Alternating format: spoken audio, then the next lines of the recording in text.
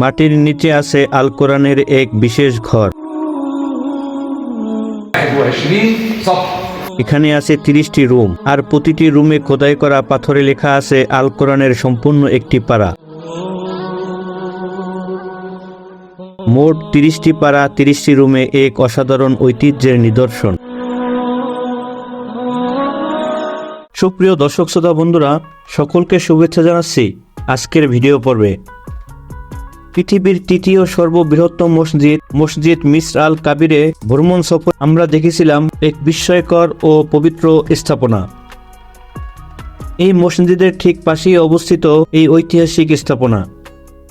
এটি কোনো সাধারণ বাড়ি নয়, বরং এটি একটি পবিত্র ঘর, কারণ এই স্থাপনার ভিতরে রয়েছে 30টি পৃথক পৃথক রুম, আর সেই 30টি রুমের প্রতিটিতে সংরক্ষিত আছে পবিত্র কালামুল্লাহ শরীফের সম্পূর্ণ একটি করে পারা, অর্থাৎ পুরো কোরআনের 30 পারা 30টি কক্ষে সযত্নে স্থাপন করা হয়েছে।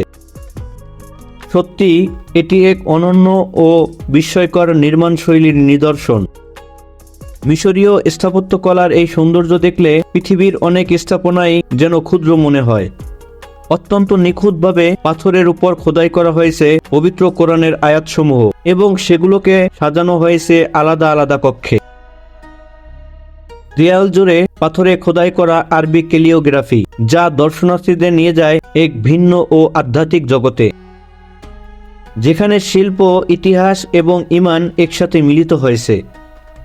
এই সফরটি ছিল আমাদের জন্য একটি বিশেষ শিক্ষা সফর। মিশরের ধর্ম মন্ত্রণালয় ওজিরাতুল আওকাফের পক্ষ থেকে আমরা এখানে আগমন করি। আমাদের তত্ত্বাবধানে ছিলেন মাজলিসুল আলার সম্মানিত প্রতিনিধি ওস্তাদ ডক্টর আহমদ নবী। এছাড়াও এখানকার একজন দায়িত্বশীল ব্যক্তি আমাদের প্রতিটি রুম ঘুরিয়ে দেখান এবং এই বিস্ময়কর স্থাপনার ইতিহাস বিস্তারিতভাবে তুলে ধরেন।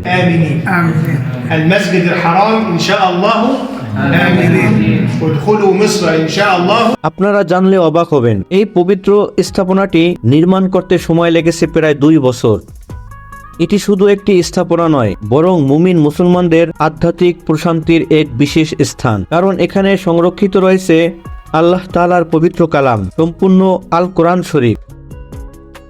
হাদিস শরীফে এসেছে, কেউ যদি আল্লাহ তাআলার সাথে কথা বলতে চায় তবে সে যেন বেশি বেশি আল কোরআন তেলাওয়াত করে। আর এই স্থানে এসে দেয়ালে পাথরে খোদাই করা কালামুল্লাহ শরীফের আয়াতগুলো দেখলে মুমিন হৃদয়ে সৃষ্টি হয় এক গভীর আত্মতৃপ্তি, এবং মানুষ উদ্বুদ্ধ হয় আল্লাহ তাআলার কালাম তেলাওয়াতের দিকে। নিঃসন্দেহে এটি একটি পবিত্র, আধ্যাত্মিক এবং বিস্ময়কর স্থাপনা।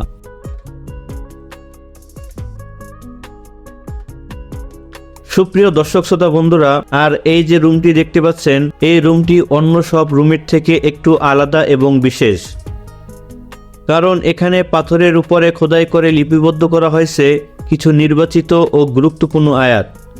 এসব আয়াতের বিশেষত্ব হল তাওরাত, ইনজিল এবং পবিত্র আল কোরআনে মিশর সম্পর্কে যে আয়াতগুলো উল্লেখ করা হয়েছে এবং মিশরকে ঘিরে যে ইঙ্গিত ও বার্তা দেওয়া হয়েছে, সেই গুরুত্বপূর্ণ আয়াতগুলোই এখানে সংরক্ষণ করা হয়েছে।